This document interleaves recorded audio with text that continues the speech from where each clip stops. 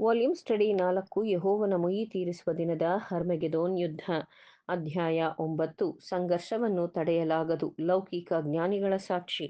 ಪುಟ 284. ಯಾವುದೇ ತೊಂದರೆಯ ನಿರಾಕರಣೆಯು ಅದನ್ನು ಗುಣಪಡಿಸುವುದಿಲ್ಲ. ದುಡಿಮೆಯಂತಹ ಸರಕು ಇಲ್ಲ ಎಂಬ ದೃಢೀಕರಣವು ದುಡಿಮೆಯ ದುಃಖದ ಸತ್ಯವನ್ನು ಸರಿಪಡಿಸುವುದಿಲ್ಲ ಅಥವಾ ಬದಲಾಯಿಸುವುದಿಲ್ಲ ಮತ್ತು ನಮ್ಮ ಪ್ರಸ್ತುತ ಸಾಮಾಜಿಕ ಕಾನೂನುಗಳು ಮತ್ತು ಷರತ್ತುಗಳ ಅಡಿಯಲ್ಲಿ ಬೇರೇನೂ ಸಾಧ್ಯವಿಲ್ಲ. ಗುಲಾಮಗಿರಿಯು ಒಂದು ಸಮಯದಲ್ಲಿ ಪರಿಗಣಿತ ಯಜಮಾನರ ಅಡಿಯಲ್ಲಿ ಕೆಲವು ಜನರನ್ನು ಗೌರವಿಸುವ ಒಂದು ರೀತಿಯ ಪ್ರಯೋಜನಕಾರಿ ಸಂಸ್ಥೆಯಾಗಿರಬಹುದು. ಅರೆ ನಾಗರಿಕತೆಯ ಊಳಿಗಮಾನ್ಯ ವ್ಯವಸ್ಥೆಯ ಅಡಿಯಲ್ಲಿ ಜೀತ ಪದ್ಧತಿಯು ಅದರ ಸಮಯ ಮತ್ತು ಪರಿಸ್ಥಿತಿಗಳಿಗೆ ಹೊಂದಿಕೊಂಡಂತೆ ಉತ್ತಮ ಲಕ್ಷಣಗಳನ್ನು ಹೊಂದಿರಬಹುದು ಮತ್ತು ಅದೇ ರೀತಿ ವೇತನ ವ್ಯವಸ್ಥೆ ಕಾರ್ಮಿಕ ವಸ್ತುವಾಗಿ ಖರೀದಿ ಮತ್ತು ಮಾರಾಟಕ್ಕೆ ಒಳಪಟ್ಟಿರುತ್ತದೆ.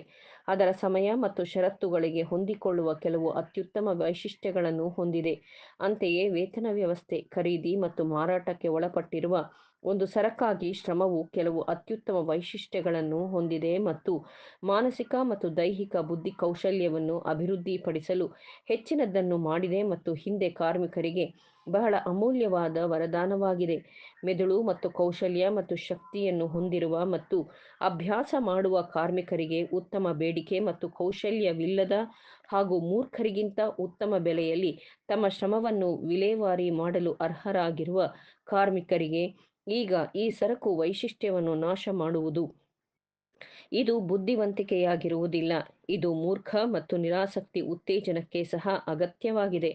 ಅಗತ್ಯವೆಂದರೆ ಒಂದು ನ್ಯಾಯಯುತ ಬುದ್ಧಿವಂತ ಪಿತ್ರಾರ್ಜಿತ ಸರ್ಕಾರವು ಆರೋಗ್ಯಕರ ನಿರ್ಬಂಧಗಳು ಮತ್ತು ಪ್ರೋತ್ಸಾಹಗಳನ್ನು ಮುಂದುವರೆಸುತ್ತದೆ ಮತ್ತು ಅದೇ ಸಮಯದಲ್ಲಿ ಪ್ರತಿ ವರ್ಗದ ಕಾರ್ಮಿಕರನ್ನು ಅದರ ಮೇಲಿನ ವರ್ಗದ ದುರಹಂಕಾರದಿಂದ ರಕ್ಷಿಸುತ್ತದೆ ಮತ್ತು ಎಲ್ಲರನ್ನೂ ಕಟುವಾದ ಶಕ್ತಿಯಿಂದ ರಕ್ಷಿಸುತ್ತದೆ.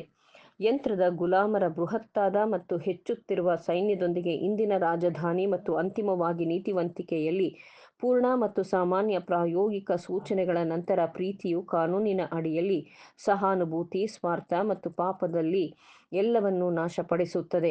ಅಂತಹ ಸರ್ಕಾರವನ್ನು ಬೈಬಲ್ನಲ್ಲಿ ಹೊರತುಪಡಿಸಿ ಎಲ್ಲಿಯೂ ಸೂಚಿಸಲಾಗಿಲ್ಲ ಮತ್ತು ನಿಖರವಾಗಿ ವಿವರಿಸಲಾಗಿದೆ ಮತ್ತು ಧನಾತ್ಮಕವಾಗಿ ಭರವಸೆ ನೀಡಲಾಗಿದೆ ಮತ್ತು ದೇವರ ಸಭೆಯ ಆಯ್ಕೆಗಾಗಿ ಮಾತ್ರ ಕಾಯುತ್ತದೆ.